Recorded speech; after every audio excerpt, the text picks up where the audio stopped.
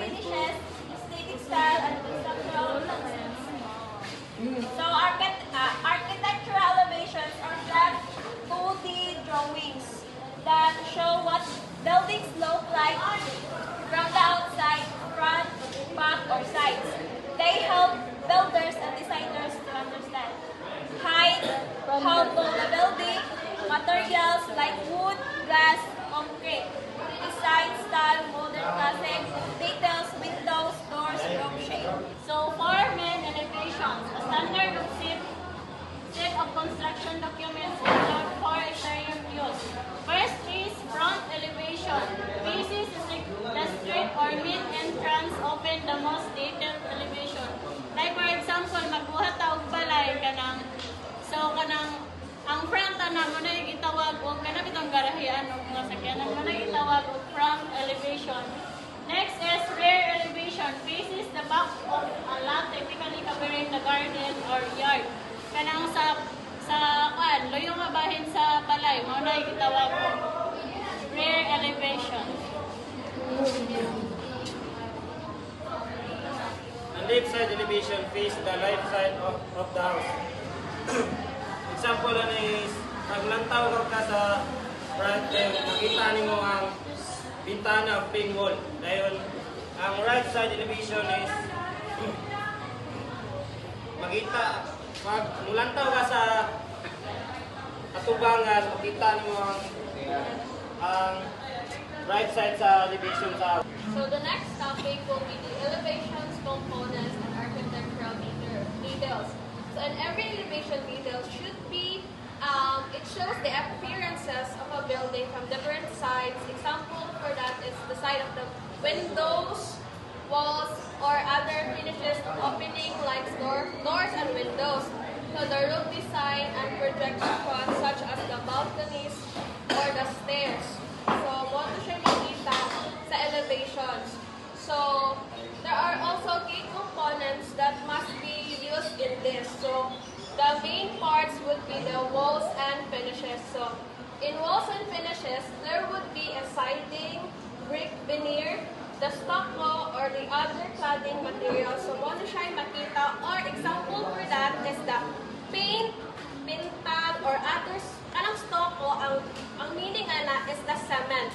Then bricks, matutong mga bricks.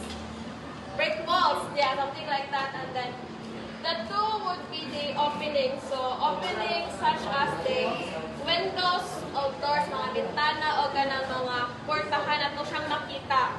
So where people can go out in a certain structural buildings. So next is the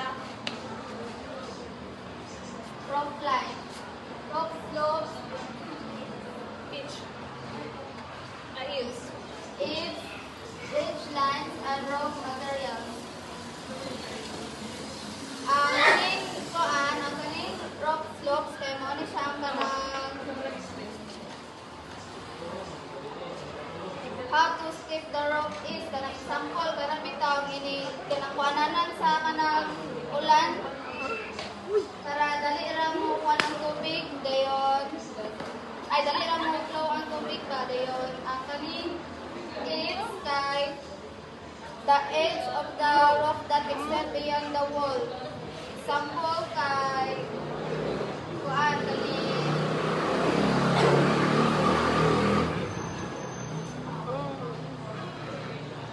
iyang example kay the part of the roof that sticks out to give shade or protect from rain. Kanang dili siya dali kuan kaning mabasa ang pintana o ang dapit sa kanang ng ulan.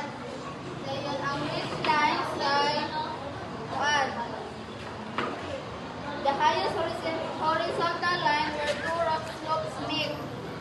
Example kay the top center line of a triangular roof.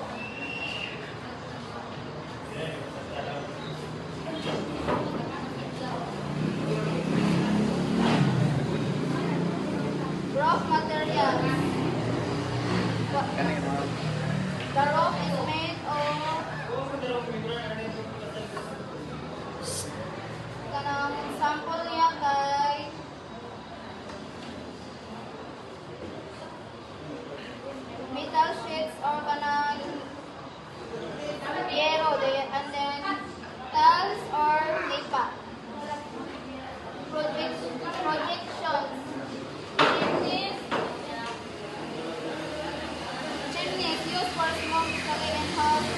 fireplace. Sample kay kuan kanang labasan ng kanang usok bitaw sa balay nga na ay fireplace.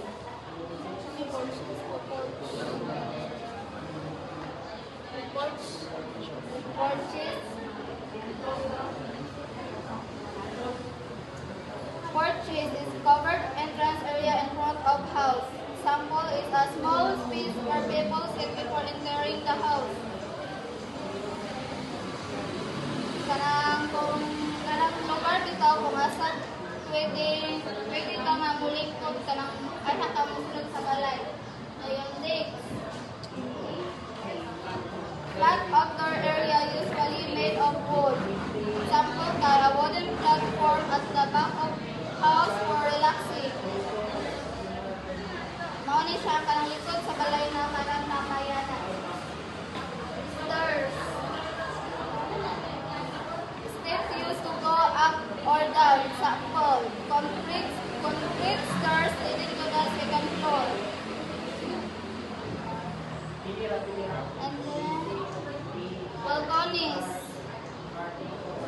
Platform outside and upper floor with a railing. Sample kay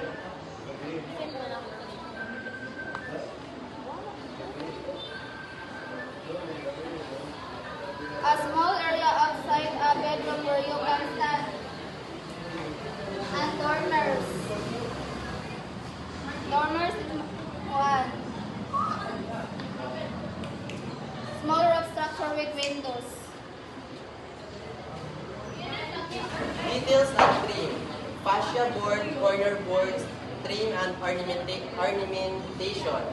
So, details and trim. These are the finishing touches of structure. They are not mainly for strength, but for appearance and neatness.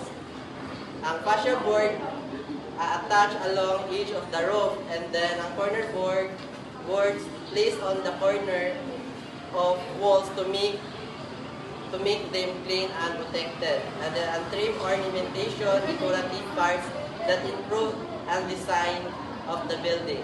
And then ang structural elements, color beams and foundation walls. These are the main parts of support and hold up the building. Then ang columns, vertical support that carry weight, and then ang beams, horizontal support that connect columns and hold loads. And foundation walls, the base that support the entire structure. So, mga na siya ang details and trim, and structural and element. Annotation, materials, labels, elevations, height, and hidden lines for below-grade components. Material label. These show what material are used in each part of the building. Muna yung mga example. RC column, reinforced concrete column, or CHP wall, concrete hollow block wall, dayon steel beam made of steel. So, kuha siya para strong ato ang building nga pagabuhaton ug kanang ato ang magamit nga mga materials. And then ang iyang elevation, this indicate the height or level of parts of the structure. So muna yung mga example. And then next is hidden line. Muna yung these are dashed lines used to show parts that are not visible, especially those under the ground.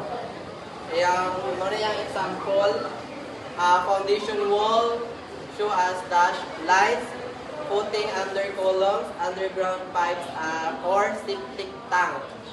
Height and references.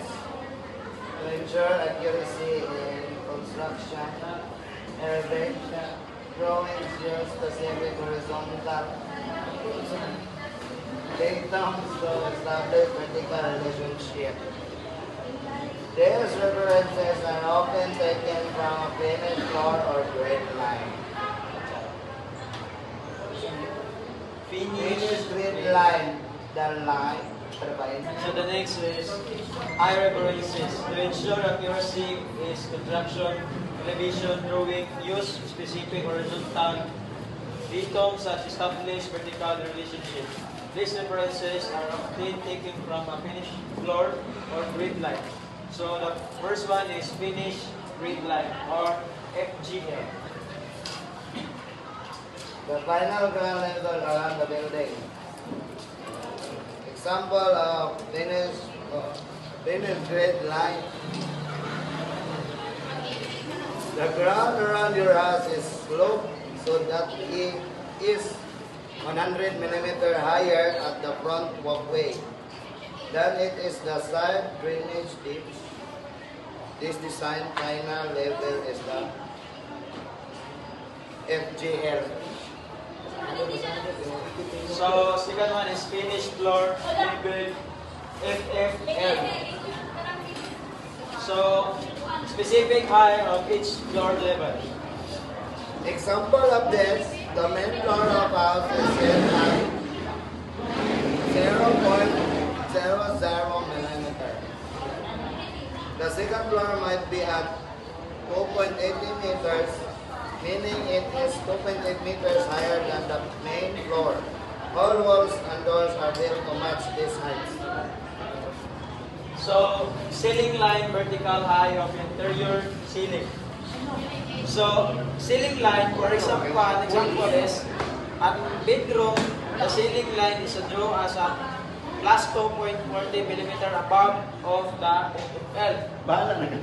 Then this tell is builder that finished ceiling must be exactly 2.4 meters high from the floor.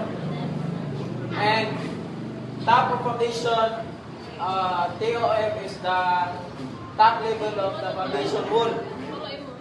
So the concrete foundation wall is built up to the level of negative 0.30 meters below the main floor. The wall floor is structured inside and the top of this wall to reach the FFL. So ridge height, the highest point of the roof. So example is one. Gable roof has an highest point, the ridge at 6.50 meters above the ground. And this determines how tall the roof and ensures that it doesn't exceed local height limits. So bottom of footing, the lowest point of the foundation often below the frost line. So example, to keep the house stable, the concrete footing are dug down to negative 120 meter below ground level, which is deep enough to be below the frost line. The ground doesn't push the house up with the bridges. So last one is the benchmark, a permanent fixed reference point used to determine the elevation of other points. So example is a metal plate set into a concrete post near the road has a known height of 15.25 meters above the sea level. So surveyors use the fixed point to calculate exactly how high to build every part of the house.